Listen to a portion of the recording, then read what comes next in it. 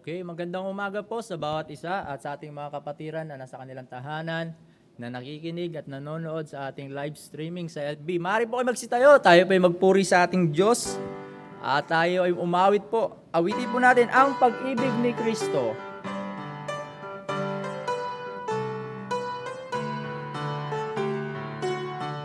My Savior's Love po sa English. Awitin po natin on the first verse now. Ready, sing. Tunay na di madalumat ang pag-ibig ni Kristo. Tayong taong nagkasala'y nilingat niyang totoo. Puso'y manghana, mamangha sa pag-ibig ni Kristo. Awit ko'y di lulumpay, puri sa manunubos ko. Tinungo niyang may pagtangis ang Getsemaning hardin. Lungkot sakit tiniis niya dahil lamang sa atin. Puso'y manghana, mamangha sa pag-ibig ni Kristo. Ang awit ko'y di huhumpay, puri sa manunubos ko. Third stanza. Dumamay ng may paglingap ang sugong anghel ng Diyos, upang kahit maibsan siya ng lungkot. Puso'y mangha, puso'y manghana, mamangha sa pag-ibig ni Kristo. Ang awit ko'y di huhumpay, puri sa manunubos ko. Sa krus siya ay nabayubay, naghirap at nagdusa. Kamatayan ay simuong dahil sa aking sala. Puso'y manghana, mamangha sa pag-ibig ni Kristo. Ang awit ko'y di humpay, puri sa manunubos ko. Last stanza.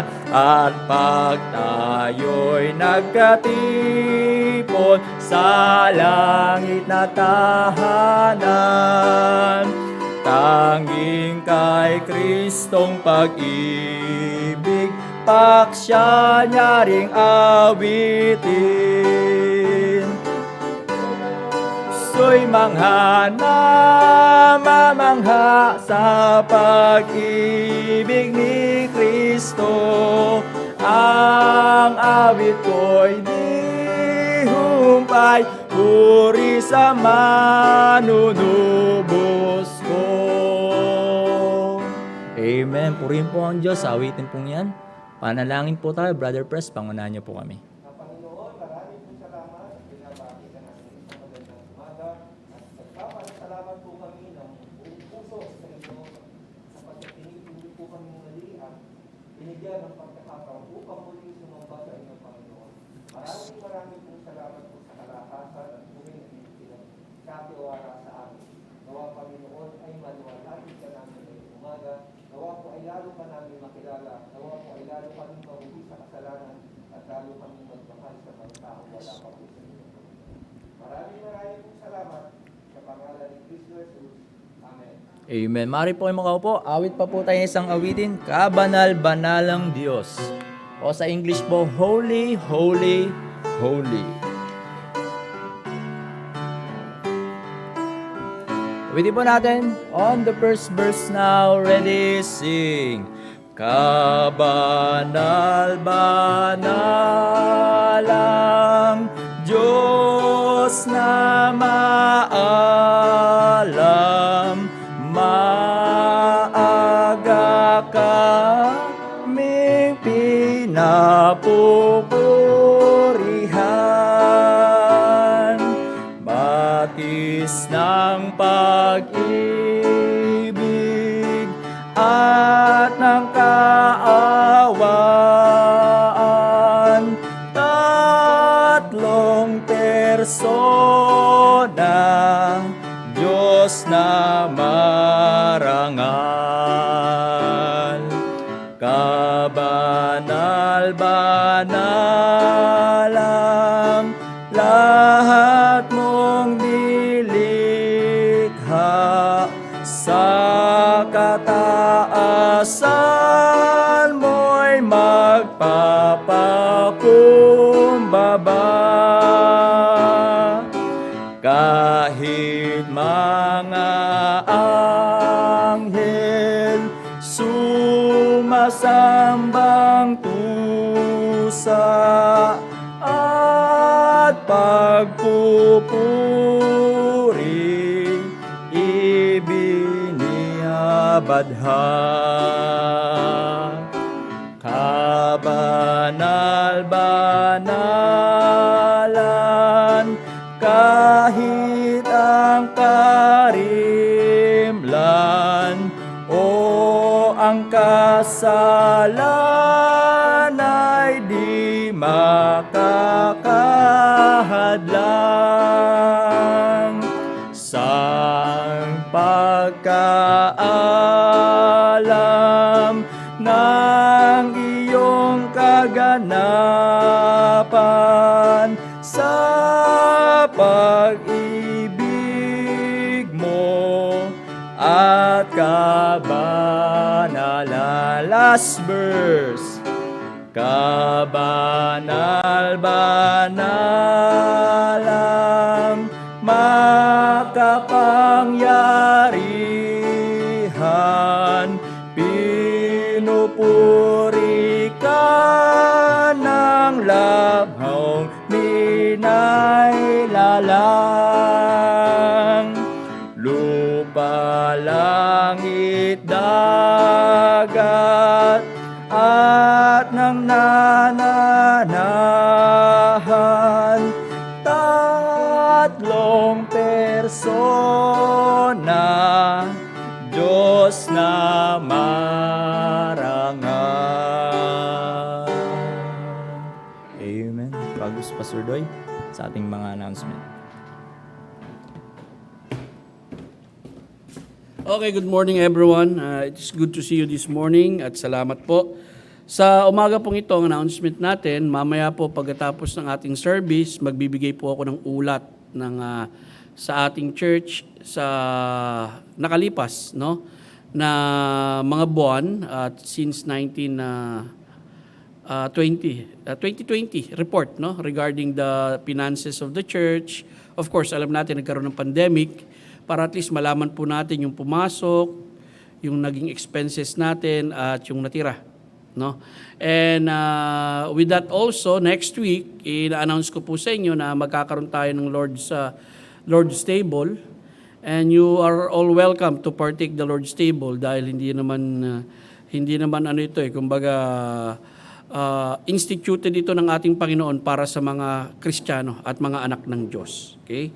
Na of course, kasama sa isang church, bahagi ng local church. Ganun pa man, all I believe na ang Lord's Table ay binigay sa church, pero ito ay para sa lahat ng Kristiyano. Okay? Dahil nga may mga pagkakataon na may mga churches magpahanggang ngayon, sarado pa. Kaya ang mahalaga dito, makapag-observe tayo ng isang ordinansa, maging sa iba nating mga kapatid na kasama natin rito sa church. So ngayon, sasagawa po natin yan ng Sunday morning, itong Lord's, hindi ko matawag na Lord's Supper dahil ang laging iniisip ng tao, pag Lord's Supper, dapat hapon lang, nakakonfine sa time. Pero pag pinag-aralan nyo po ang history ng ng church history, no, it is not an issue of time but an issue of what we call the frequency of taking the Lord's Supper, dahil ito ay isang ordinansa ng church, no, na kinakailangan sundin ng bawat mananampalataya at bawat Kristiyano. I hope and pray that if you know you're saved, you can partake of the Lord's Supper, at mahalaga po ito dahil isang official ordinance to na ibinigay sa atin ng ating Panginoon bago siya umalis. Okay? That will be next week. And then, isasama natin sa panalangin yung isang kapatid natin na sa pananampalataya, kaibigan kong pastor, no, na dating kasama ko sa school na nag-i-struggle ngayon sa PGH dahil talagang he is in a critical condition. Hindi nga namin alam kung talagang gagaling siya or hindi siya gagaling, pero ganun pa man, kinakailangan talagang ng panalangin. His name is Pastor James Montenegro. So, ang nangyari rito, buong pamilya sila nagkaroon. Yung pastor nasa PGH, yung asawa nasa isang ospital. Yung mga anak, which is young professional like you here, ay nasa bahay, dalawa sila naka-quarantine. Yung isang babae lang dahil nag-asawa na at nakabukod, so yun lang ang hindi tinamaan. So, I feel bad about it dahil I was informed by the history of this family na talagang weak lang sila. So na-expose sila at bigla na lang talagang tinamaan si Pastor James one Sunday evening last, I think magto 2 weeks na. Hindi ako nagkakamali. A week ago, last Sunday night, itinakbo sa ospital because of shortness of breath, no? Hanggang sa nagtuloy-tuloy na. So binibigyan ako ng update kasi ibang nating membro rito. Naging professor mo ba yun, Brad? Hindi mo inabot, hindi mo pa naging teacher, no? Naging teacher mo yun, no? Yung iba kasi mga graduate natin dito, mga naging professor din nila yon. So, we just need to mention him mamaya pag nag-pray ako. Naway, kung ano ang kalooban sa kanya ng Diyos, ito ang mangyari. Kasi, yun naman talaga ang dapat. Bagamat tayo lahat, ang desire natin talaga gumaling ang isang tao sa lahat ng kanyang karamdaman, pero kinakailangan natin isaalang-alang pa rin kung ano ang kalooban ng Diyos sa mga karamdaman na dumadating sa buhay natin. Okay? It is not always God's will to heal people. Nung si Apostol Pablo nga, iniwan niya si Trophimus, may karamdaman. Bagamat si Apostol Pablo may kakayanan magpagaling at gumawa ng himala, pero nung umalis siya sa isang lugar na andun si Trophimus na kasama niya sa gawain, talagang nag-suffer ng malubhang karamdaman. I think it was in Philippi when Paul mentioned that. So, hindi naging kalooban ng Diyos para kay Paul na mapagaling si Trophimus nung kapanahonan yon. So, we will pray for God's will and also for the family na naway masurvive nila itong challenges na ito na dumarating sa kanilang buhay. Ang hirap kasi, no? Lalo-lalo na kapag ang isang pastor tinamaan dahil tapos sa isang barangay sila, may church sila sa isang barangay. Ang unang-una dyan, madidiscriminate yung church, madidiscriminate yung family.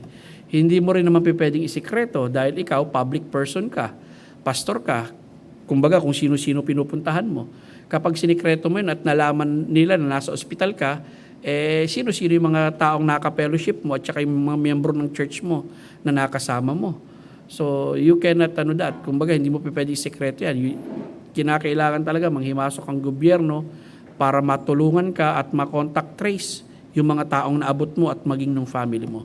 So naandun sila sa ganung kalagayan, nung early stage ng kanilang pagkakasakit na talagang andun yung madidiscriminate, andun yung iiwasan sila, andun yung maapektuhan yung church, ganun din yung family. Andun din naman, yung kapag hindi nila sinabi sa mga tao, liable sila sa government. Pangalawa, sino-sino yung mga nakapanayam nila na baka naging carrier na sila.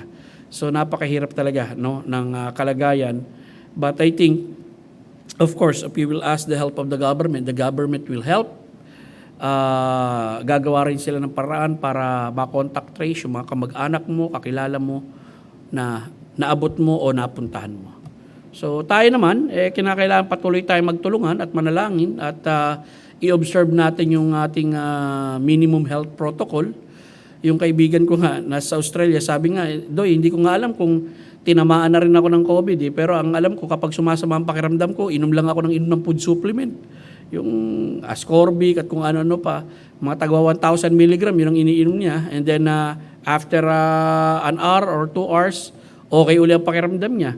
Tapos pag, nakaranas siya ng running nose or parang nanunuyot ang lalamunan, yun, iinom siya ng honey ginger, okay uli siya. Sabi niya, kinakailangan talaga magkaroon tayo ng madisiplina rin tayo i-prevent, no? Na magkaroon tayo ng mas malalang komplikasyon by taking some medicine. Yung iba hindi sanay uminom ng gamot or hindi sanay uminom ng food supplement, pero I think we just need to,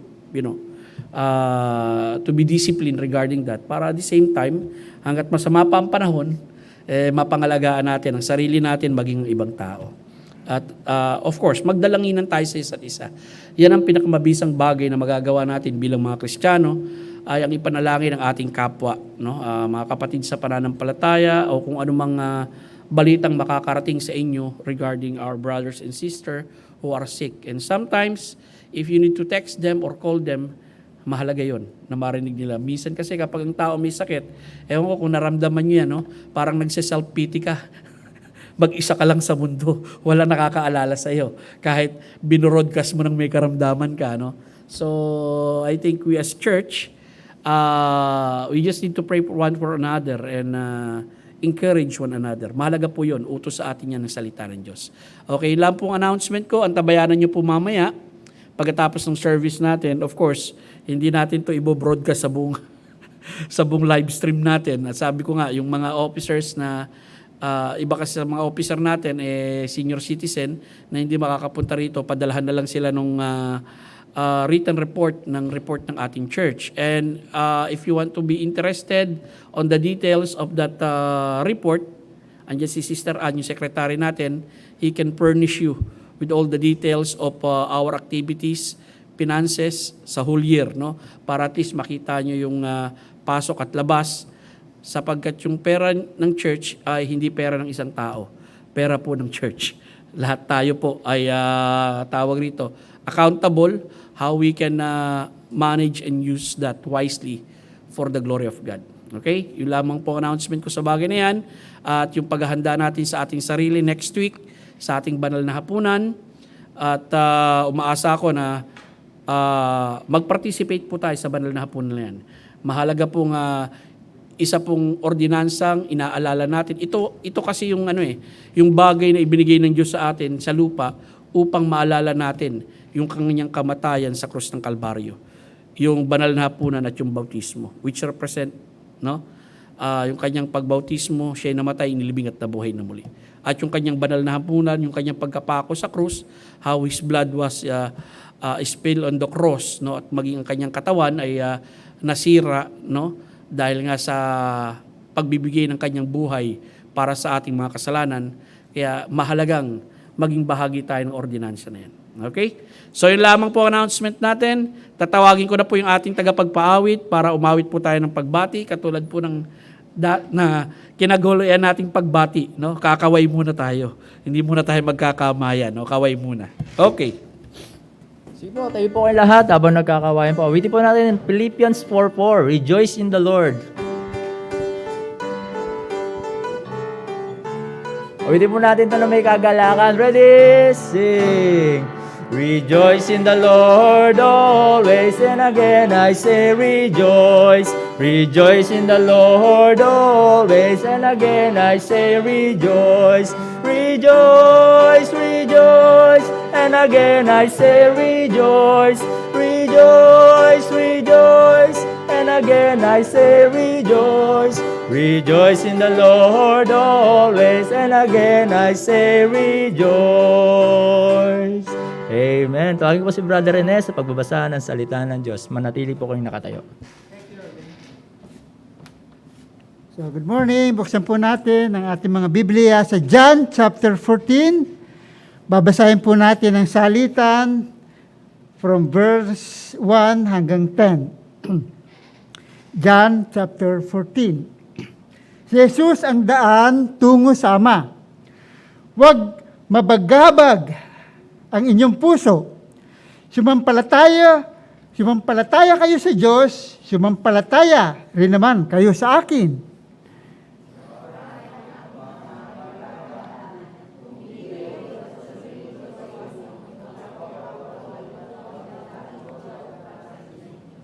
At kung ako'y pumunta roon at maihanda ko ang isang lugar para sa inyo, ako'y babalik at kayo'y tatanggapin ko sa aking sarili, upang kung saan ako naroroon, kayo rin ay naroroon.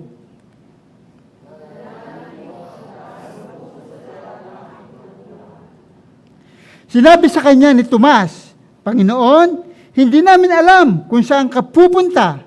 Paano namin malalaman ang daan?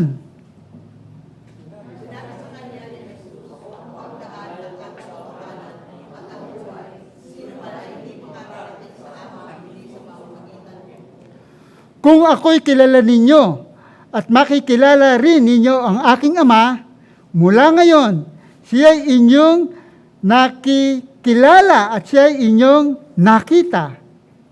Sinabi sa kanya ni Felipe, Panginoon, ipakita mo sa amin ang Ama, at kami masisiyahan.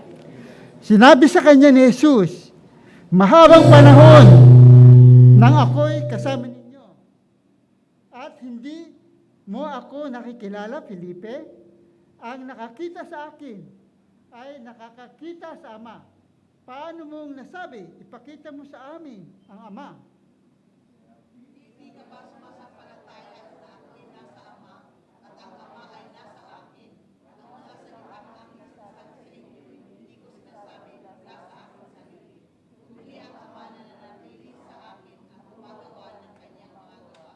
God bless the reading of the word. Sige po, manalangin po tayong lahat. Let's pray. Ama naming Diyos na nasa langit, Ama na soberano, makapangyarihan, buhay, Diyos na alam ang lahat na nangyayari sa aming mga buhay, Diyos na nakakita sa amin. Salamat sa umagang ito na kami ay may pribileyo, Panginoong Diyos, na makapanambahan sa iyo sa Espiritu at katotohanan. Dalangin ko na gabayan mo kami, Panginoong Diyos, sa pag-aaral namin ng iyong salita. At higit sa lahat, dalangin ko, tulungan mo ang iyong mga anak na masagot ang kanilang mga agam-agam at mga suliranin sa buhay sa pamagitan ng pangangaral ng salita mo. Sa umagang ito, O Diyos, pinapanalangin namin ng isang kapatid sa pananampalataya na sa pangalang Pastor James Montenegro together with his family. Alam ko napakabigat nung kalagayan na pinagdaraanan nila sa oras nito. At hindi lamang siya nakaranas nito, kundi marami ring pamilya, hindi lamang sa Pilipinas, kundi ganun din sa buong mundo. And we are praying for him. Kung ano ang kalooban mo sa kanyang buhay, Lord, all of us desire at maging lahat ng nananalangin na siya'y gumaling sa karamdaman pinagdaraanan niya at maging ng lahat ng kanyang sambahayan. But it is our prayer, Lord, na kung anong kalooban mo, yun nawa ang mangyari sa kanyang buhay. Pinapanalangin din namin, Panginoon, na ikaw magpalakas ng loob sa kanyang mga anak na nasa mga oras na ito, nasa kanilang mga tahanan at nagko-quarantine, maging sa kanyang asawa na hindi ko alam kung alam ni Sister Des na yung update patungkol kay Pastor Montenegro sa kanyang asawa. And I pray, O God, na ang iyong habag at away mapasa kanila. And also, we're praying na ikaw patuloy na mag-ingat sa aming lahat, Panginoon, lalo na rito sa church, ang mga kapatid, maging ang mga kapatiran namin na sa mga oras na ito ay nanonood sa kanilang mga tahanan, ang aming mga senior citizen, at yung mga kapatid namin sa umagang ito, katulad ni Erin, ni Abigail, ni Becca, somehow they have cough and colds. I pray for them, Lord, na yung bisa ng iniinom nilang gamot ay umepekto sa kanilang katawan at gumaling sila at mapalakas nang sa gayon, makapiling namin sila rito sa church sa inaharap. Salamat sa pribileyo, Panginoon, sa oras na ito na ibinigay mo sa amin. Patnubayan mo kami sa umagang ito sa aming pag-aaral sa ngalan ni Kristo Jesus. Amen. Mapo po tayong lahat at marami pong salamat sa inyo. Well, sa umagang ito, I will be depending on this dahil naiwan ko yung outline ko sa bahay. Akala ko na i-transfer ko na. Ganun pa man, since tayo naman ang gumawa ng mensahe, alam din po natin yung pagkakasunod-sunod nito. Well, ang pag-aaralan po natin is John chapter 14, 1-6. At ang background po ng passage nito ay ito po yung huling I think ito yung huling gabi. Kasi nagsimula yan sa 13, 14, 15, and then 16, nagsimula na po ang ating Panginoong Kristong hulihin. Hanggang 17 pala. And then after ng 17, pagkatapos ng prayer niya sa Gethsemane, hinuli na po siya. Kaya yung chapter 13, 14, 15, 16, 17, umiikot lang yung istorya na yon, nakapiling ng ating Panginoong Kristo ang kanyang mga alagad. Actually, itong chapter 14, nakapaloob pa yan doon sa tinatawag nating upper room scene, na kasama niya yung kanyang mga alagad na nag-observe sila nung tinatawag nating Passover feast, and the same time, in-institute ng ating Panginoong Kristo doon yung tinatawag nating pagbabanal na hapunan. Dalawa po ang in-observe nila ron, no? Yung Passover feast, and then pagkatapos ng Passover feast, umalis na si Judas noon. Sa pag-alis ni Judas, sa kanya in-observe yung pagbabanal na hapunan na sinabi niya sa kanyang mga alagad na gagawin nga sa hinaharap. Dahil alam natin, ang makikita natin doon sa pagbabanal na hapunan na ino-observe natin ay yung kamatayan ng ating Panginoong Kristo. Of course, nung time na yan, na in-institute niyan, hindi pa naman siya namamatay. Sinasabi pa lang niya sa kanyang mga alagad. Now, sa mga talata pong ating pag-aaralan, may 3 bagay lamang akong nais makita ninyo sa passage nito, no? Sa John chapter 14, 1-6. I think next slide, tuloy mo po, no? Hanggang makapunta tayo kay Job. Yan. Dito po sa ating introduction, sinabi ng Job 14 verse 1, ang tao na pinanganak ng babae ay may kaunting araw at puno ng kaguluhan. Actually, yan po ang nais kong bigyang pansin sa umagang ito, no? Na ang ating Panginoong Kristo rito, nung sinabi niyang huwag mabalisa o huwag mabagabag ang inyong mga puso, manampalataya kayo sa akin, manampalataya din kayo sa Diyos, dapat yung malaman bago man sabihin ng ating Panginoong Kristo, ang encouragement nito sa kanyang mga alagad, maging siya nakaranas ng pagkabagabag sa Espiritu. At makikita natin yan bilang Diyos na nagkatawang tao, na-experience niya rin yung human experience na na-experience natin maliban sa kasalanan. Okay? Hindi naman po ang batayan ng pagiging tao ng isang tao nagkasala Hindi po. Dahil si Adan, nilikhang perpekto ng Diyos. No? At ang ating Panginoong Kristo, nagkatawang tao, perpekto rin. Bagamat si Adan, no, subject to what we call these trials, at may possibility siyang magkasala, pero makikita natin, pinagbilinan na ng Diyos si Adan na maging masunurin sa Kanya, na hindi naman nagawa nung first Adam, in which ginawa naman nung second Adam, which is the Lord Jesus Christ. Now, as we move on, tingnan natin yung mga talata na makikita natin dito na kung saan ang ating Panginoon Kristo nakaranas ng pagkabagabag. Sabi niya rito, kaya't nang makita ni Jesus, siya'y umiiyak. Pati ang mga Hudyong dumating na kasama niya, siya'y ay nabagabag sa Espiritu at nabahala. Ito'y referring po. John chapter 11, eksena rito yung namatay si Lazaro at nakita niya umiiyak si Maria. No? At ang paboritong verses ng marami, yung pinakamaikli, Jesus wept. Yun ang gustong kinakabisado, no? Mapapansin natin, our Lord Jesus Christ being human, naka-experience din po siya ng pagkabagabag ng puso. Hindi lamang po sa sitwasyon yan, kundi yung malaman niya rin the horrors of coming death na mangyayari sa kanya, sa crucifixion. Susunod na talata. Ngayon ay nababagabag ang aking kaluluwa at anong aking sasabihin, Ama, iligtas mo ako sa oras na ito, ngunit dahil dito ay dumating ako sa oras na ito.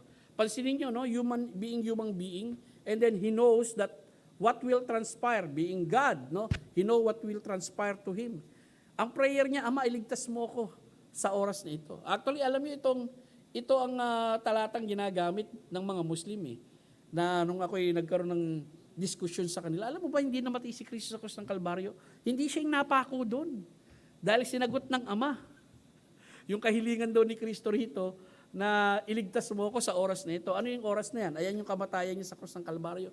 Kaya nga yung sinasabi ng Kristiyano na napako si Kristo ron hindi siya yun, napalitan. Ganun ba? Sabi ko, talaga naman, ang tindi ng ebidensya ninyo. Sabi ko, yung panalangin ni Kristo na iligtas siya, of course, He knows the horror of what will come, pero ang sinabi ni Kristo, dapat nyo ring malaman, yung mga sinabi niya sa kanyang panalangin, hindi ang kalooban ko ang masunod, kundi ang kalooban mo. Okay? So, ang nangyari, of course, ang kalooban ng Ama, in which our Lord Jesus Christ is very submissive to the Father, and He died on the cross of Calvary on our behalf. Tuloy po tayo.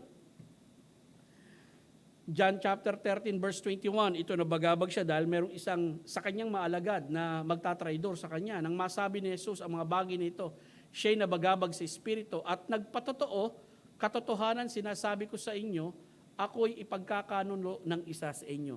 Okay? Even Judas during that time knows na alam ng Panginoon na siyang magkakanulo. Ang nakakaalam lang nito si Jesus Christ at saka si Judas nung time na yon.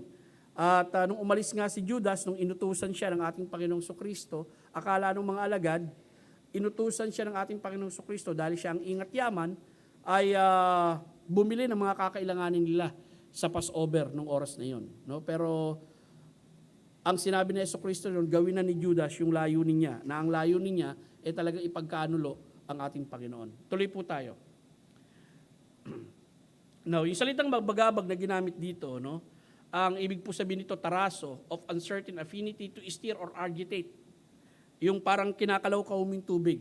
Okay?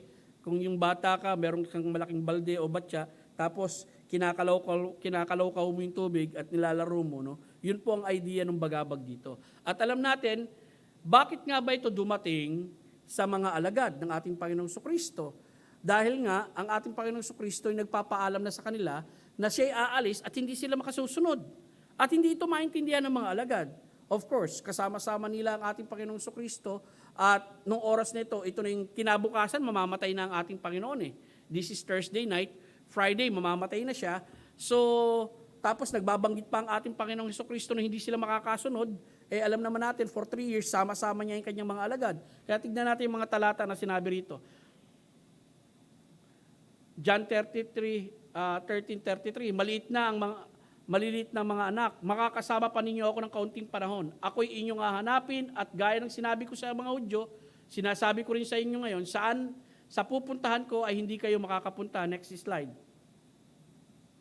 Sinabi niya kay Simon Pedro, Panginoon, saan ka pupunta? Sumagot si Jesus, sa pupuntahan ko, hindi ka makakasunod sa ngayon, ngunit pagkatapos makakasunod ka. Okay, of course, alam natin yan. Nung namatay ang ating Panginoong Sukristo, hindi sila nakasunod, nabuhay na muli siya, at umakyat sila sa langit, hindi kagad sila nakasunod doon dahil iniwan sila rito bilang mga saksi. Pero of course, nung namatay ang mga alagad, saan napunta yung mga alagad? Nakasunod sila kay Kristo.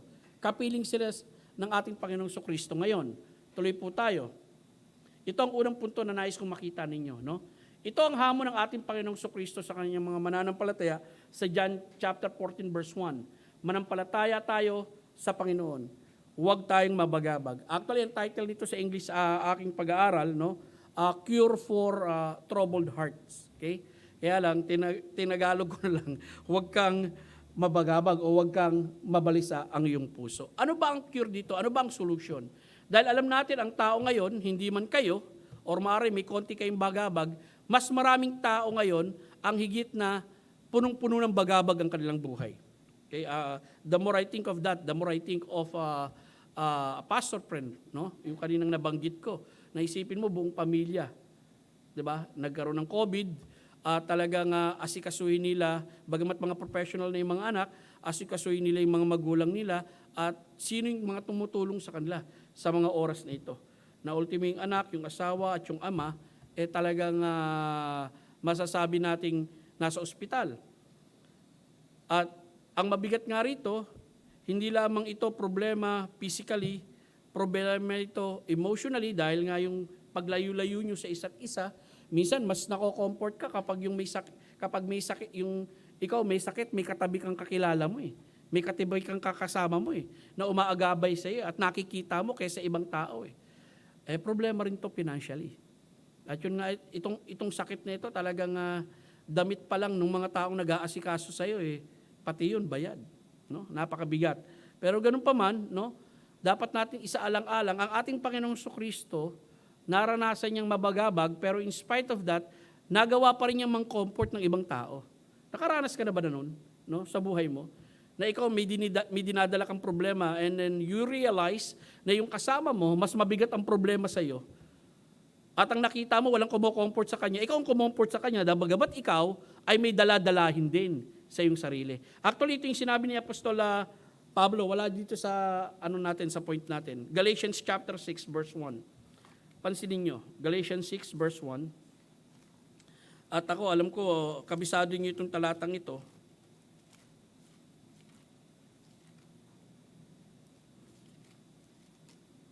Sabi rito sa talatang ito, no? Andyan ba? Okay, talatang ito, Galatians 6 verse 1. Mga kapatid, kapag natagpuan ng isang tao ang pagsalansang kayo ng mga taong sumusunod sa Espiritu, ay mapanumbalik sa kanya ang Espiritu ng kaamunan, ngunit mag-ingat kayo na kayo sa inyong sarili, na baka kayo naman ay matukso. Verse 2, batahin ninyo ang pasanin ng bawat isa, sa ganitong paraan ay tinutupad ninyo ang kautosan ni Kristo. Now, sa verse 5, ito'y sapagkat ang bawat isa ay dapat magbata ng bahagi na dapat niyang pasanin. Dito makikita natin, no? Tutulungan natin at babatahin natin yung pasanin ng iba. In the same time, meron tayong sariling pasanin natin. Okay? Now, tignan natin yung mga iba pang slides dito na may kinalaman sa na nais kong makita nyo, no? Manangan tayo sa pangako ng Panginoon. Una, nakita natin, huwag tayong mabalisa, manampalataya tayo sa Panginoon. Siya nga pala, no? Bago ko ibigay itong second point. Kung mapapansin nyo rito, no? Our Lord Jesus Christ, ipinantay niya yung kanyang sarili sa Ama. Sa Diyos na kinikilala niya, ang Ama. No? Ipinantay niya, kung naniniwala kayo sa Diyos, maniwala rin kayo sa akin. Kung ang focus ng inyong pananampalataya sa Diyos, mag-focus din kayo ng pananampalataya sa akin. Okay? Na bagamat, ang mapapansin natin dito, yung Diyos na binabanggit ng ating Panginoong Jesucristo rito, hindi nakikita eh. Hindi nakikita. Yung Ama, hindi nila nakikita. Pero siya, naandun siya sa kanilang kanagitnaan. Of course, ganun din sa atin bilang mga mananampalataya ngayon. No?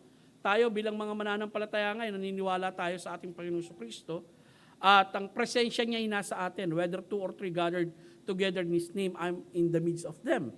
At tayo as a church, no, the presence of our Lord Jesus Christ being head of the church is with us. Bilang mga mananampalataya, hinahamon tayo rito. No, kung ano ang pananaw natin sa Ama, ganun din ang maging pananaw natin sa ating Panginoong Jesucristo. Kung ang kinikilala natin ang Ama na Diyos, kikilalanin din natin ang ating Panginoong Jesucristo na Diyos. Kung ang magiging focus ng ating pananampalataya ay Ama, magiging focus din ng ating pananampalataya ay ang ating Panginoong Jesucristo. Ito ang hamon niya sa kanyang mga alagad. Huwag kayong mabalisa. No? Naniniwala kayo sa Diyos, maniwala rin kayo sa akin. He is in the same plane with God. Second, manangan tayo sa pangako ng Panginoon. Sinabi niya rito sa John 14:2-3, sa bahay ng aking Ama ay maraming tahanan, kung di gayon, sasabihin ko ba sa inyo na ako'y paparoon upang hihanda ko ang lugar para sa inyo? Next slide. At kung ako'y pupunta roon at maihanda ko ang isang lugar para sa inyo, ako'y babalik. Kayo'y tatanggapin ko sa aking sarili upang kung saan ako naroon, kayo rin ay naroon. Dito sa verse 2 at verse 3, no? Na sinabi natin, mga manangan tayo sa pangako ng ating Panginoon. Yung pangakong sinabi rito, may kinalaman sa panghinaharap na pangako. No? Ito yung pag-alis niya, yung pagbalik niya, yung paghahanda niya ng tahanan sa atin, at yung mapapasakan niya tayo magpakailanman.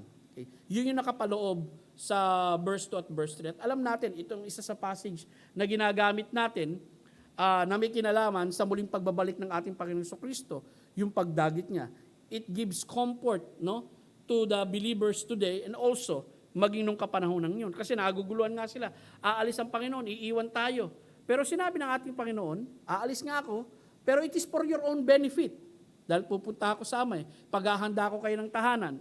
And then babalik uli ako at kukunin ko kayo. Kung saan ako naroon, naandun din kayo. Isa ito sa mga passage na ginagamit natin when we teach about the rapture o yung pagdagit ng ating Panginoong Jesucristo na kukunin niya sa mga mananampalataya na sinusugan ni Apostol Pablo sa 1 Corinthians 15 at 1 Thessalonians chapter 4. Kaya bilang mga mananampalataya, ito yung pangako na ibinigay sa kanyang mga halagad who are in trouble. No? They have a troubled heart during that time na panghinaharap. Pero nais kong sabihin sa inyo, sa passage din ito, John chapter 14, makikita natin ang ating Panginoong Jesucristo, may mga pangako sa atin, pangkasalukuyan. At ganoon din ang kapanahunan, nakausap ng ating Panginoong Jesucristo ang kanyang mga alagad. May pangako siya sa kanila na pangkasalukuyan na tayo rin naman ngayon, bagamat Umaasa tayo at nag-aantay tayo sa muling pagbabalik ng ating Panginoong Kristo. Buhay na pag-asa to. Mamatay man tayo, to be absent from the body is to be present with the Lord. Hindi man tayo mamatay, dumating man ang ating Panginoong Kristo. Well, we will not experience that, but we will be with Him forever. Now, ngayon meron tayong mga pangkasalukuyang pangako. Ano yun? Tignan natin yung mga talata rito. Mga pangakong pangkasalukuyan. Unang-una, may nabanggit ang ating Panginoong Kristo patungkol sa kanyang presensya. No? At hihingin ko sa Ama at kayo'y bibigyan niya ng isang mang-aaliw, comforter, upang makasama ninyo siya magpakailanman. Next slide. Ito ang espiritu ng katotohanan na hindi kayang tanggapin ng sanlibutan sapagkat siya'y hindi nito nakikita o nakikilala man, siya'y nakikilala ninyo. Sapagkat siya'y nananatiling kasama ninyo at siya ay mapapasa inyo. Hindi ko kayo iiwang nag-iisa. Ako'y darating sa inyo. Who represent the Lord Jesus Christ, His presence with us. It is the Holy Spirit of God. So, isa to sa mga pangako na ibinigay ng ating Panginoong Kristo sa kanyang mga alagad na kung saan sakop din tayo ng pangakong ito. Na hindi tayo iniwan ng ating Panginoong Kristo. His presence is with us, represented by the Holy Spirit of God who indwells us. Yes, we are in a troubled world, we are in a simple world, we are in the fallen world. Ang daming mga problema, pero andyan ang Espiritu Santo na pwedeng gumabay sa iyo, pwedeng magbigay ng karunungan sa iyo, pwedeng magbigay ng kaaliwan sa iyo sa gitna ng pagkabagabag na pinagdaraanan mo sa buhay.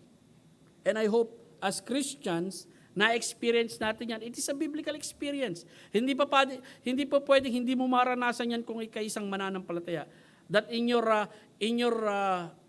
deepest moment in life, no, na para bang talunan ka, the Holy Spirit will be there to help you. Sinabi nga, no, may mga istorya, lalo na yung mga namatayan at nalungkot sila, no? At ang caption doon, lonely but not alone. Okay? Of course, minsan dumaraan yung kalungkutan sa ating buhay, lalo na if we lost loved ones, no? Nawalan tayo ng trabaho or nawalan tayo ng business opportunity.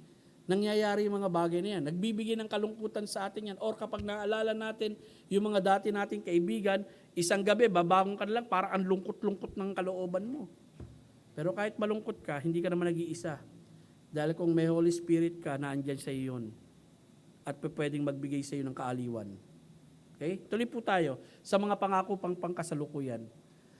Andyan ang kanyang presensya, andyan ang kanyang pag-aliw at paggabay, subalit ang mga aliw, ang Espiritu Santo na susuguin ng Ama, sa aking pangalan siya ang magtuturo sa inyo ng lahat ng mga bagay at magpapaalala sa inyo ng lahat ng aking sinabi sa inyo. Context-wise, no? Sinabi ito sa mga alagad, wala pang bagong tipan nun.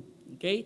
Of course, nung isinulat na ang bagong tipan, through the inspiration of the Holy Spirit helps the writer of the Scriptures upang maalala nila yung mga sinabi ng Panginoon. Okay? Matthew, Mark, Luke, and John. No? Yung sinabi ng Panginoon at yung buhay ng ating Panginoong Kristo, isinulat ng mga tao ng Diyos through the inspiration of the Holy Spirit. Of course, today, wala na tayong inspiration of the Holy Spirit. Tapos na po yun. Ang meron na lang tayo ngayon, illuminating work of the Holy Spirit of God. Bilang mga mananampalataya, nananalangin tayo sa Diyos, binabasa natin ang salita ng Diyos, upang maunawaan natin yung sinabi ng Diyos sa atin mula sa kanyang salita. Of course, gagamit ka rito sa iyong pag-aaral ng salita kung paano natin inuunawa yung salita natin sa ating kapanahunan. Meron din silang mga grammar, meron din silang historical background na dapat mong malaman, meron din silang estilo at sulat na dapat mong unawain yung mga batas nun para maintindihan mo. No, halimbawa, yung isang kwento na makikita natin sa Book of Acts, hindi katulad yan inuunawa kapag binasa mo yung Book of Psalm. Kasi yung Book of Psalm, poetic yun eh. Okay? Mabulaklak yun. Ito, kwento, narrative to. Hindi rin ganun ang paraan ng pag-unawa mo pag binasa mo yung sulat ni Apostol Pablo, which is hortatory, direct yun, exhortation yun. Okay? So may mga batas yun na kinakailangan malaman mo. In the same time, the Holy Spirit will work to you. He will work with, sometimes He use, human author sa pagsusulat nila ng mga libro para higit nating maintindihan yung salita ng Diyos na makakatulong sa ating buhay. Pero nais kong sabihin sa inyo, mga kapatid, it is the Holy Spirit that will illuminate your heart to understand His Word. No? bubuksan niya yung pangunawa mo. Minsan nga, pag ako nagbabasa ng passage, after 15 years, naintindihan ko, ayun lang pala yung talata na to. Yun lang pala, nag-sink in, no? Nag-sink in, ay, ganun pala ibig sabihin nun. And yet, 15 years mo nang binabasa yun paulit-ulit, hindi mo siya mag-get-get, pero of course, kasama na yung background na pinag-aralan mo, kasama na yung style ng pagkakasulat, pinag-aralan mo, and then one day, the Holy Spirit impressed to you the truth behind that passage. Yung katotohanan nung sinabi nung passage niyon. Nandyan siya. Pero kagaya nga ng sinabi ko sa inyo, nung kapanahonan na yon, yung Holy Spirit ginabayan yung mga alagad ng ating Panginoong Jesucristo upang maisulat nila at maalala nila yung sinabi ng Panginoong Jesucristo sa kanila. Okay? That inspiration. Pero sa ating kapanahonan, as we memorize the Word of God, sa gitna ng mga pagsubok sa buhay, pwede itong ipaalala, i-bring up sa atin ng Espiritu ng Diyos para magamit natin sa mga pagsubok o tukso na pinagdaraanan natin. Bakit maging ating Panginoong Jesucristo, dapat niyong malaman, when He is tempted of Satan, ang ginamit niya ay ang salita ng Diyos. Hindi niya sinabi kay Satan, oy, wag kang makulit dyan ha, mas mabigat ako sa iyo, mas malakas ako sa iyo, kaya wag mo na akong kukulitin ha, inuutusan kita. Hindi ganoon ang ginamit ng ating Panginoong Jesucristo. Bagkus ang ginamit niya ang ating Panginoong Jesucristo kung ano yung available sa atin din hanggang ngayon. Ano yun? Yung Word of God. It is written, it is written, it is written. Okay? So bilang mga mananampalataya, tayo rin. As we study the Word of God, as we memorize it, no? The Holy Spirit illuminates that to us so that we can understand it. Minsan nga nagkakaproblema ako dun sa mga tao na ang sinasabi nila, abay kami lang nakakaunawa nito, bakit kayo lang ba may espiritu? Lahat ng mananampalataya na tunay na anak ng Diyos, may espiritu ng Diyos at ibinigay ang salita ng Diyos para maunawaan nila. What is the benefit of the Word of God kung ang Biblia hindi rin natin maunawaan? Unless maunawaan mo ang salita ng Diyos, saka mo lang ito may apply ng tama sa buhay mo. At ang dahilan, no, kung bakit mayroong illuminating work of the Holy Spirit of God, nang sa gayon, pag ito naintindihan natin, sa buhay natin ito. At pag ito yung nasa buhay natin, experientially, makapaghahatid ang buhay natin ng kalulatian sa Diyos. Tuloy po tayo sa iba pang mga talata. Kapayapaan mula sa Diyos. Kapayapaan ang iniiwan ko sa inyo. Ang aking kapayapaan ang binibigay ko sa inyo. Hindi gaya ng ibinibigay ng sanlibutan. Ang ibinibigay ko sa inyo. Huwag mabagabag ang iyong puso o matakot man. Dito makikita natin, again, another comforting words coming from the Lord Jesus Christ. Ito yung tinatawag nating pangkasalukuyang pangako na ibinigay sa atin ng ating Panginoong Jesucristo, maging sa kanyang mga alagad. Okay? Yung kapayapaan ng ating Panginoong Jesucristo. Pansinin nyo, no? May dalawang kapayapaang binabanggit rito, kapayapaan ng sanlibutan at kapayapaan ng mundong ito. At ang makikita natin dito, no, na ang kapayapaan ng sanlibutan, hindi ito talaga tunay na kapayapaan, maaari pansamantala lamang to, na sometimes ang tao nakadepende, no, dun sa seguridad ng kanyang buhay sa sanglibutang ito. Well, you can buy peace nga, sabi nila, para makatulog ka. Okay? Magpagawa ka ng isang matibay na bahay, pag bumagyo, hindi babagsak. Doon ka sa mataas na lugar, pag bumaha, hindi ka aabutin. Okay? Maglagay ka ng CCTV para na monitor mo kung sino yung mga pumapasok sa lugar mo.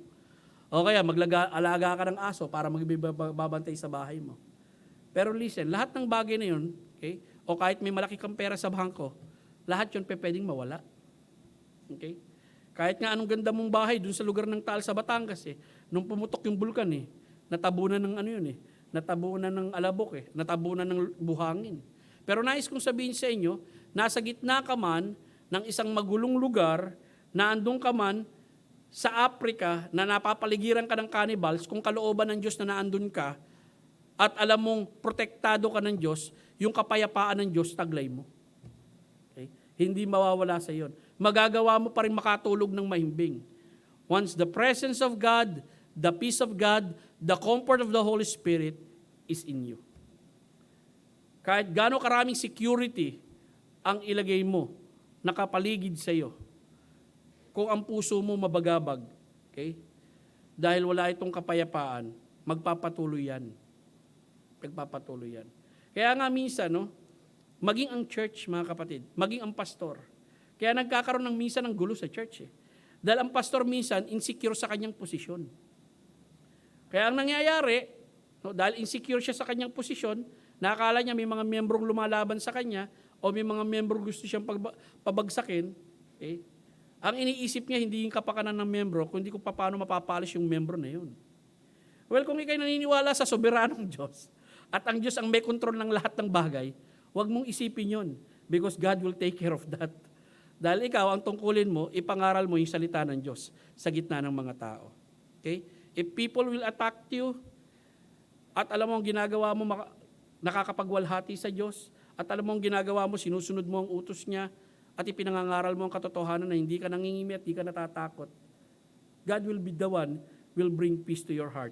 And God will be the one will protect you.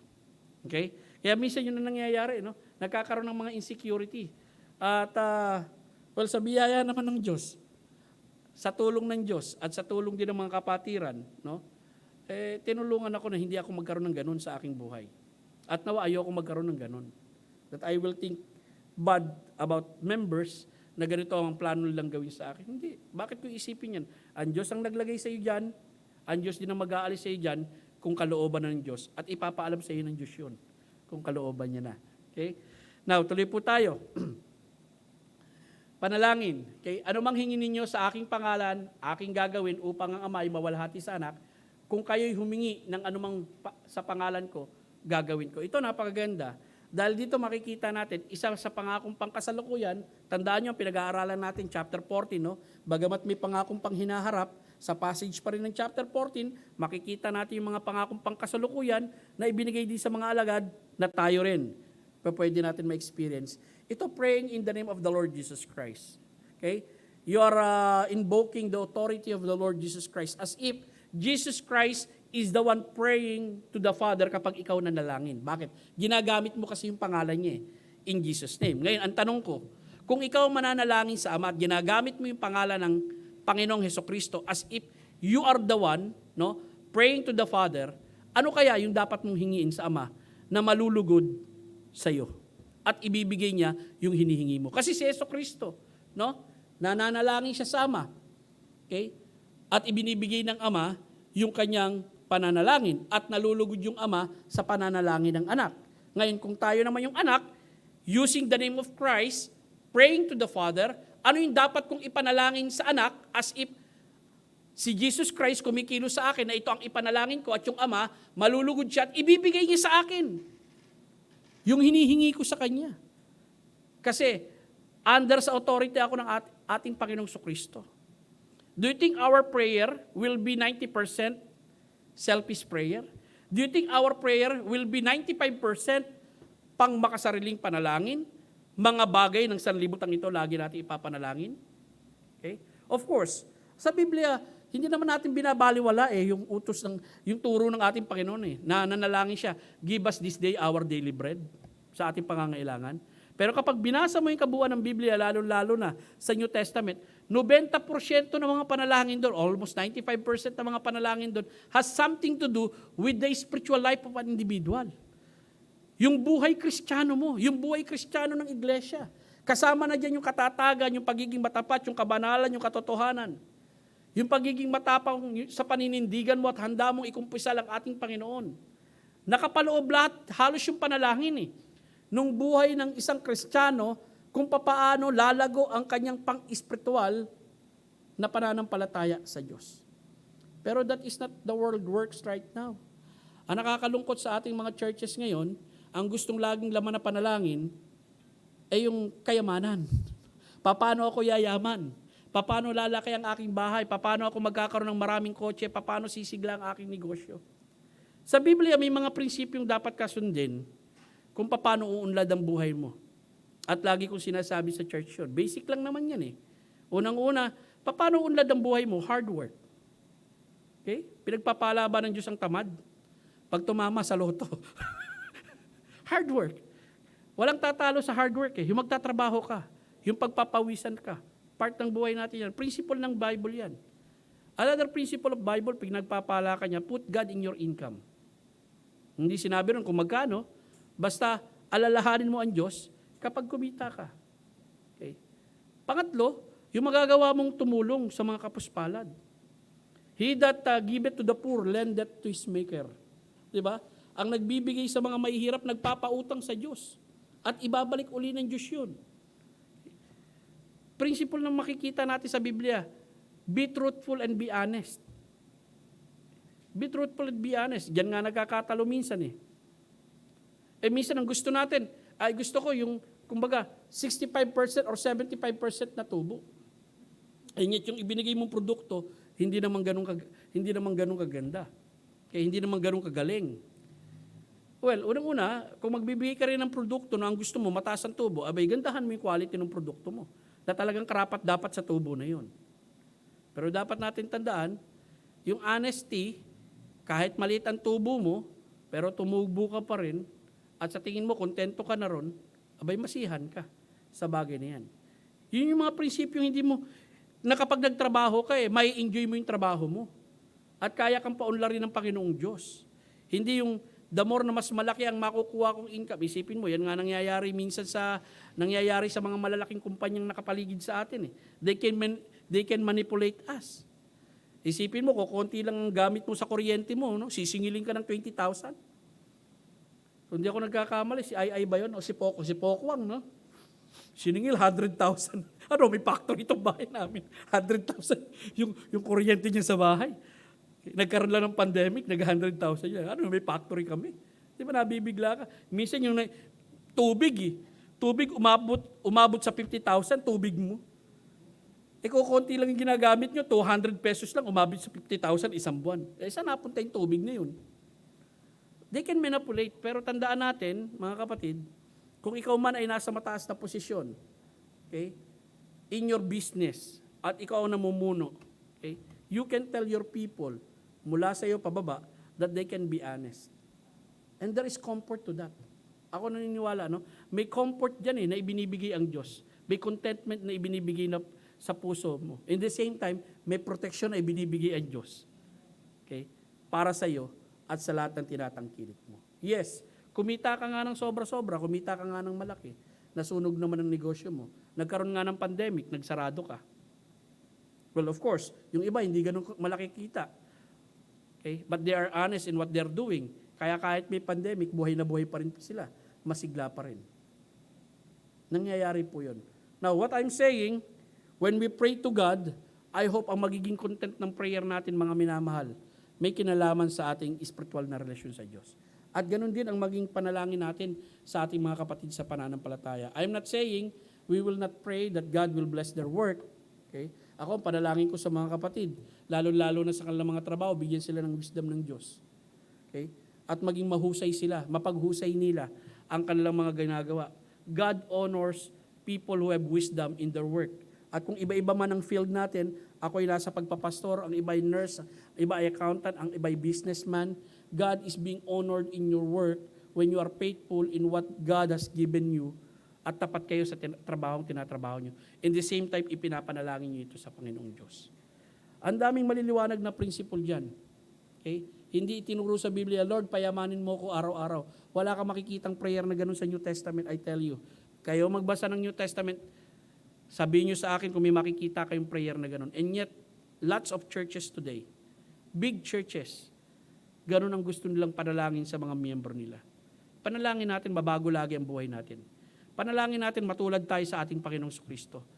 Panalangin natin, makapanindigan tayo sa kasalanan. Panalangin natin, magawa natin yung katotohanan sa ating buhay na makikita ng ating mga anak. Panalangin natin kung anong meron tayo sa buhay ngayon, makontento tayo at masihan tayo. Sapagkat kapag alam naman ng Diyos kung paano niyo tayo pagpapalain at bibigyan niya tayo ng malaki, ibig sabihin handa na tayo, inanda na rin niya tayo, paano i-manage yung blessing na yun na ibinigay niya sa atin, na makapagbibigay ng kalwalatian sa Kanya. Next. Ikatlo, malinaw na pahayag ng Panginoon. Kaya nakita natin kanina, no? Yung manampalataya tayo sa Panginoon. Pangalawa, manangan tayo sa mga pangako ng Panginoon. Pangatlo, malinaw na pagpapahayag ng Panginoon. Dito, nagturo nga si Jesus Christ na siya aalis na. Kaya lang mukhang isa sa kanyang mga alagad naguguluhan sa sinasabi ni Kristo. Pansinin niyo sa verse 4, may binanggit dito si Kristo, nalalaman ninyo ang daan patungo sa lugar na aking pupuntahan. Kasi sinabi niya na sa verse 2, pupunta ako sa Ama . Kaya inassume ni Jesus Christ, no? Parang yun lang ang proper word na pwede kong gamitin. Alam niya na yung pupuntahan ko. Kasi nabanggit niya na eh. 'Di ba? Sabi niya rito, nalalaman ninyo ang daan patungo sa lugar na aking pupuntahan. Sinabi sa kanya ni Tomas, Panginoon, hindi namin alam kung saan ka pupunta. Paano namin malalaman ang daan? Mukha rito sa talatang ito, binarapan ni Tomas si Jesus Christ eh. Di ba? Si Jesus Christ na sabi, nalalaman nyo na ang daan dahil sinabi na nga niya, pupunta ako sa Ama. Teka lang, baka ang takbo ng isip ni Tomas, Lord, abay, paano papunta sa Ama? Parang ganito yan. Paano makakarating si Eric sa langit na manggagaling sa Pilipinas? Kayo, paano kayo makakarating sa langit na manggagaling sa Pilipinas? Baka ang iniisip ni Tomas, baka may special route, no? O baka may papasukan tayong kwarto at may daan doon paakyat sa langit. Okay? Baka ganun ang mentality ni Tomas. Baka nasa physical na aspeto pa ng kaisipan. Kaya natanong ni Tomas to. Sinabi sa kanya ni Tomas, Panginoon, hindi namin alam kung saan ka pupunta, paano namin malalaman ang daan. Ito ang pinaka magandang talata na makikita natin sa Biblia. Ito yung pang-anim na sinabi ng ating Panginoong Jesucristo. Next slide. Sinabi sa kanya ni Jesus, ako ang daan at ang katotohanan at ang buhay, sino man ay hindi makakarating sa Ama, kundi sa pamamagitan ko. Si Jesus ang daan papunta sa Ama na nagpahayag ng katotohanan ng Diyos at may akda at tagapagkaloob ng buhay na walang hanggan. Now, nais kong makita ninyo, ito yung pang-anim na I am ni Jesus Christ. Okay? I am the door, I am the living water, I am the light of the world, okay? I am the bread of life, I am the way, the truth, and the life. Ito yung pang-anim na sinabi niya. At kapag ginamit yung salitang I am, no? At ang makikita po nito, the pre-existent one, ang idea nito ay yung umiiral na siya. Okay? Ginamit ito sa lumang tipan na ang gumamit lang nito sa bagong tipan, walang iba kundi si Jesus Christ. Sa lumang tipan, ginamit ito nung kapanahonan ni Moses. Nung nagtanong si Moses, ano ang pangalan ng Diyos na ibibigay ko sa mga tao mo? Dahil tatanungan nila ako, sino nagsugo sa iyo? At anong pangalan ng Diyos na sinasabi mong nagsugo sa iyo? So tinanong ni Moses ang Diyos, anong pangalan ang ibibigay ko sa mga tao mo? At sinabi ng Diyos sa kanila, sinabi ng Diyos kay Moses, ang sabihin mo sa kanila, ako nga ang nagsugo sa iyo. At itong word na I am na ito, no? Ginamit ito ng ating Panginoong Jesucristo ng maraming beses nung narito siya sa lupa. At minsan nga, no, kapag ginagamit niya itong katagang ito, talagang gusto siyang patayin ng mga alagad. Bakit? Gusto siyang patayin ng mga pariseyo at mga alagad dahil na rin, yung claim na ito ng ating Panginoong Jesucristo, alam nila, Diyos lamang ang nag-claim sa lumang tipan. Katulad nung sinabi doon sa John chapter 8, verse 58, before Abraham was, I am. Kaya kumuha kagad ng bato yung mga tao at gusto siyang patayin at tumakas si Jesucristo sa gitna nila. So bakit ganun? Kasi naunawaan nila, Jesus Christ is saying blasphemy dahil ipinapantay niya yung sarili niya sa pagiging Diyos o yung claim ng Diyos sa lumang tipan na walang sino mang taong nagkiklaim, kiniklaim ni Jesus Christ. Ngayon, ang tanong nga natin, if Jesus Christ is not God, bakit makapag-claim siya ng ganun? Okay? Bakit gano'n na lang kalakas ang kanyang loob na i-claim yung mga salita na sinabi rin ng Diyos sa lumang tipan na siya ang nagsabi? Tuloy po tayo rito. Ako ang daan, ang katotohanan at ang buhay. Now, sa talatang ito, kapag sinabing ako ang daan, ako lamang ang daan, wala ng iba. Dito po natatapos yung kompetensya ng lahat. Kaya kung sino man ang nais pumunta sa Ama, hindi po sila dadaan sa Ina. Hindi rin po sila dadaan sa sarili nilang pagsisikap. Hindi rin po sila dadaan kung papasok man sila sa anumang reliyon at sasabihin nila, eksklusibo lang itong reliyon nito, kailangan umalis ka dyan sa samahang inaaniban mo at sumama ka rito sa amin. Hindi po. Ang daan papunta sa Ama ay si Jesucristo. At si Kristo rin ang pinto. At kapag sinabing pinto, hindi po ito tumutukoy sa literal na pinto. Ang ibig sabihin, pinto ng kaligtasan. Okay? We are not talking about literal here. Metaphor nga yan eh. Paghahambing nga yan eh. No? Kapag sinabi ni Kristo, I am the door, I am the way, paghahambing po yan. Na ang ibig sabihin lamang po nito, siya lamang ang tanging daan at ang tanging paraan upang ang tao makapunta sa Ama. Katulad ng sinabi sa Acts 4 verse 12, neither is there salvation in any other, For there is none other name under heaven given among men whereby we must be saved. Di ba? Walang sino mang pangalan na ibinigay sa sinong ng langit na sukat na ikaliligtas ng tao. At ang sinong pangalan na yan? Acts 16:31, ang pangalan lamang ng ating Panginoong Jesucristo. Siya ang daan, ang katotohanan at ang buhay. Walang sino man makapupunta sa Ama kundi sa pamagitan niya. Mga kaibigan, kung hindi mo pa naranasan si Jesucristo sa buhay mo, naway makilala mo siya bilang iyong tagapagligtas. Kung hindi siya ang daan mo, sana siya lamang ang maging iyong daan. Dahil hindi kailangan ni Kristo ng kompetisyon, no? At para makarating ka sa Kanya. Siya lamang at wala ng iba. At umaasa po ako, kung nais mong malaman ang katotohanan patungkol sa Diyos, kilalanin mo si Jesus. Kung nais mong malaman ang mga bagay patungkol sa buhay na walang hanggan, kilalanin mo ang mayakda ng buhay at buhay na walang hanggan. Walang iba uli kundi ang ating Panginoong Jesucristo. At ito ang mga katotohanan makikita natin na masasabi natin sa Biblia na solusyon na ibinigay ng ating Panginoong Jesucristo sa mabagabag na puso. Manampalataya tayo sa Panginoon, manangan tayo sa pangako ng Panginoon, and then maliwanag na pahayag ng ating Panginoong Jesucristo. At ganoon din naman, no, kapag dumarating yung mga panahon na may kaguluhan tayo at may confusion tayo sa ating kaisipan, no, God is not the author of confusion. Nais niya maging maliwanag at klaro sa atin ang maraming bagay. Ang ating Panginoon ang nakakatulong sa atin para maging maliwanag yan. God wants us to have a clear mind as we obey His Word. Magandang umaga sa inyong lahat. Manalangin na po tayo. Salamat po o Diyos sa pagkakataong itong ipinagkaloob niyo sa amin, sa hamon ng iyong salita. Salamat sa pribileyo na i-challenge ang iyong mga anak sa mga katotohanan ito. At ang dalangin ko, Panginoon, tulungan mo, Panginoon, kami na yung mga anak na sa gitna ng mabagabag na sanlibutan ito, na minsan inaapektuhan din kami ng kanyang bagabag at mga pumapasok na kaguluhan sa aming buhay. Lord, may we experience your peace. May we experience your presence. May we experience your guidance upon us.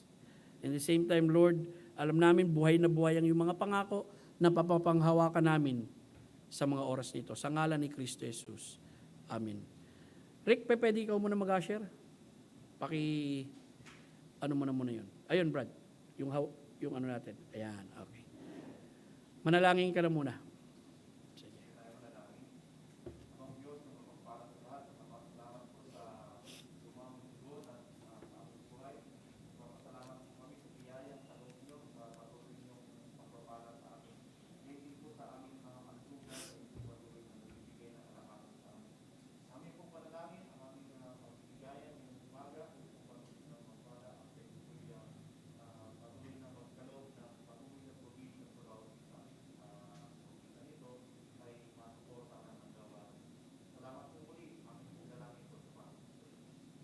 Amen.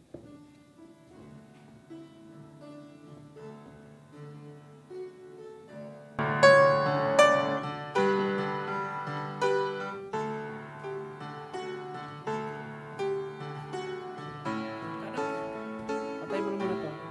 Patay mo na muna. Oo. Magre-report na ako. Si Erwin. Yung report na rito. Okay, sige.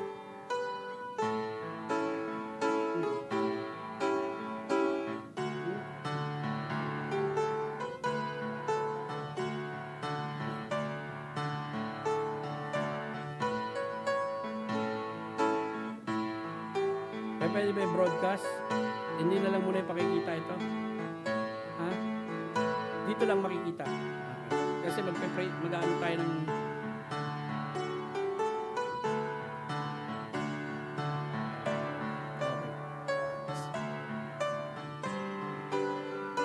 Okay lang. Madali naman makalimutan yun kasi makita niyo. Okay. Okay, magandang umaga po sa inyong lahat. Actually, itong 2020 ay isang taon na pagsubok ang meron. Hindi lamang ang church natin, kundi ang iba-ibang mga churches.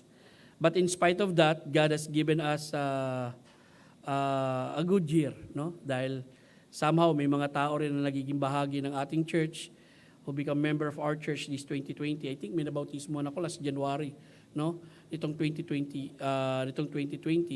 Ganun pa man i-report ko sa inyo sa umagang ito yung may kinalaman sa finances ng ating church. Okay? Tatlong bagay lang nais kong malaman ninyo, yung general fund, yung mission at saka property. At usually ang nire-report ko, yung pumapasok, yung lumalabas at yung natira. Para higit nating maintindihan. No? Ano nga, Brad? Ano na? Okay, ito po yung beginning balance natin. Ibig sabihin, ito yung natira noong 2019. Okay? 2019, January 2020, ito yung natira from 2019. We have the general fund which is 40,334, mission fund 33,984, and property fund 139,378.03. Okay, tuloy po tayo. Now, ito yung summary ng offering ng whole 2020, pandemic time, no? Nakasama na dyan yung ending balance natin. General fund is 1,049,119.70, mission fund 208,720, at property fund 55,620. Okay? Ito yung ngayon yung natira. Okay, sinasummary pa rito yung details, no? Okay, tuloy mo na. Sige, tuloy mo na. Ito lang naman yung mga pumasok every month para at least ma-inform kayo kung nais nyo ng details, nandiyan yung mga pumapasok every month. Tuloy po tayo. Mission fund, then property fund. Okay, tuloy. Ito na yung summary. Ito na yung natira. Okay? Expenses pala. I'm sorry. Sa general fund, ang expenses natin is 1,147,130.37. And then sa mission fund, 164,500. And then property fund, 241,358.94. Okay? Yan po ang naging summary of expenses natin. Now, yung natira, tuloy uli. Ito yung mga list of expenses. Lahat po ng detalye niya nasa ganito. Kung gusto niyo humingi, bibigyan po kayo. I-furnish po kayo. Tuloy po tayo. Okay, sige, tuloy pa. Doon tayo sa natira. Okay. Ito yung ending balance natin. Ibig sabihin, dito tayo nagsimula ngayong January 2020. Ito yung natira nung December 2020 at ito ang kauna-unahang pera natin ng January 2021. Okay, of course, hindi pa tapos ang January. Ibig sabihin, dadagdag yung papasok ng January. Ito yung natira. Salamat naman sa Diyos, may natira, no? Sa general fund, 345,324.20. Sa mission fund is 78,204.38. At sa property fund is 61,765.51. Ito pong property fund, dapat nyo pong malaman sa lahat na nakakaalam dito, ito po yung nasa libreta natin, pero alam natin na tayo ay meron 1.8 million na naka-time deposit. At naka-report rin yata rito yan. Other accounts. Ito yung time deposit natin. Yung dollar account natin is 1,340 as of December 2020. May dollar account tayo kasi may nagbibigay ng dolyar.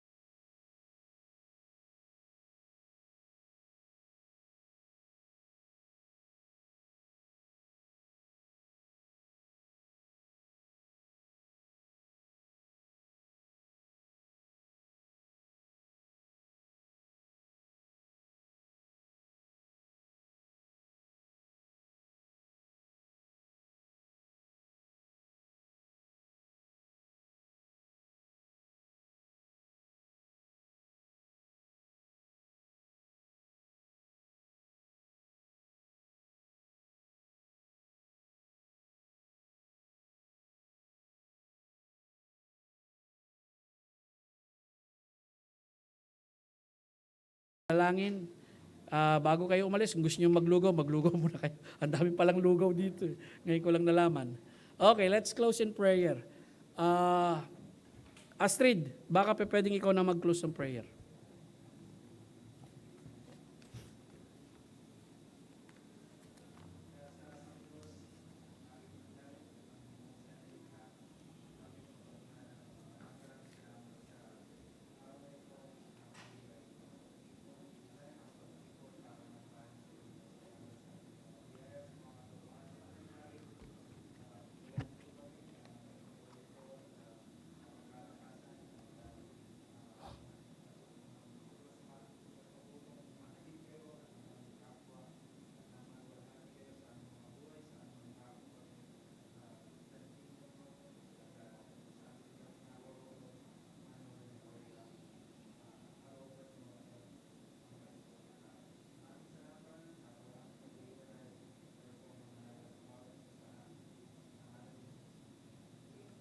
Amen. Maraming pong salamat mga kapatid. At batiin niyo yung mga nasa labas.